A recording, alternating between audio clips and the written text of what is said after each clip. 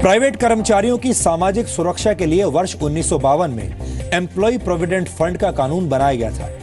20 या 20 से ज्यादा कर्मचारियों वाली प्राइवेट सेक्टर की कोई भी कंपनी ईपीएफ एक्ट के दायरे में आती है, जो कर्मचारियों की सामाजिक सुरक्षा के दायित्व से बंधी होती है। प्राइवेट सेक्टर में काम करने वाले नौकरी पेशा व्यक्ति की सैलरी का एक हिस्सा एम्प्लॉय प्रोविडेंट फंड यानी ईपीएफ में जमा करना अनिवार्य होता है। कर्मचारी की बेसिक सैलरी का 12% हिस्सा कट कर हर महीने ईपीएफ में जमा होता है और इसमें इतना ही हिस्सा कर्मचारी की कंपनी को भी देना होता है। उदाहरण के तौर पर मान लीजिए किसी की बेसिक सैलरी 10,000 रुपए है, तो 10,000 रुपए का 12% यानी 1,200 रुपए कर्मचारी के ईपीएफ में चला जाता है और उस कर्मचारी के ईपीएफ में 1,200 रुपए ही कंपनी को भी देने होते हैं। यानी एक हिस्सा कर्मचारी खुद अपनी सैलरी से देगा और उतना ही हिस्सा दूसरा हिस्सा कंपनी देगी।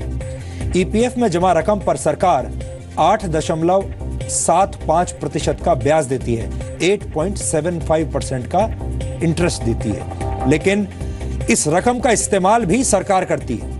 अभी तक की स्थिति यह थी कि ईपीएफ में जमा रकम एग्जेम्प्ट यानी ईईई स्कीम के तहत बिल्कुल टैक्स फ्री थी। यानी ईपीएफ में पैसा जमा करने पर, इसके ब्याज पर और इस पैसे को निकालने पर किसी तरह का कोई टैक्स नहीं लगता था।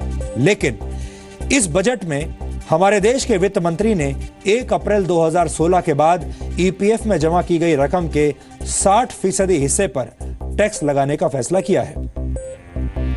यह बहुत ही बेतुका फैसला है, क्योंकि कर्मचारी पहले अपने सैलरी पर सरकार को टैक्स देता है और अब वो सैलरी के उस हिस्से पर भी टैक्स देगा जो ईपीएफ में जमा होती है।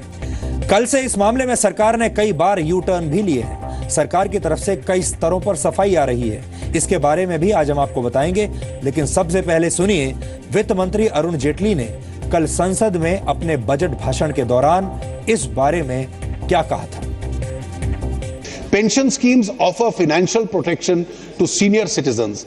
I believe that the tax treatment should be uniform for defined benefits and defined contribution pension schemes, pension plans. I propose to make withdrawal up to 40% of the corpus at the time of retirement tax exempt in the case of the National Pension Scheme.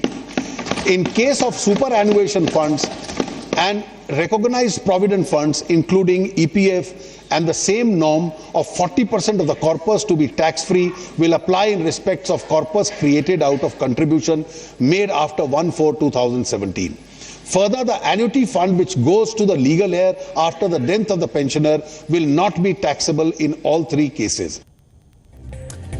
आपने वित्त मंत्री अरुण जेटली की बात को अगर ध्यान से सुना होगा तो उन्होंने सिर्फ ईपीएफ की ही बात नहीं की, बल्कि दूसरी सभी भविष्य निधियों में जमा होने वाली रकम पर टैक्स की बात की है, जिसमें जीपीएफ और पीपीएफ सहित दूसरी भविष्य निधियां भी शामिल हैं। और यह फैसला देश के करोड़ों कर्मचारियों पर असर डालेगा, जिसमें प्राइवेट सेक्टर के कर्मचारी ही नहीं बल्कि सरकारी कर्मचारी भी शामिल हैं।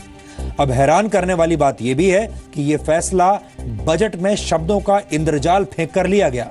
सबसे ज्यादा गुस्सा दिलाने वाली बात यह है कि सरकार इस पर सफाई दे रही है और लीपापोती का काम कर रही है।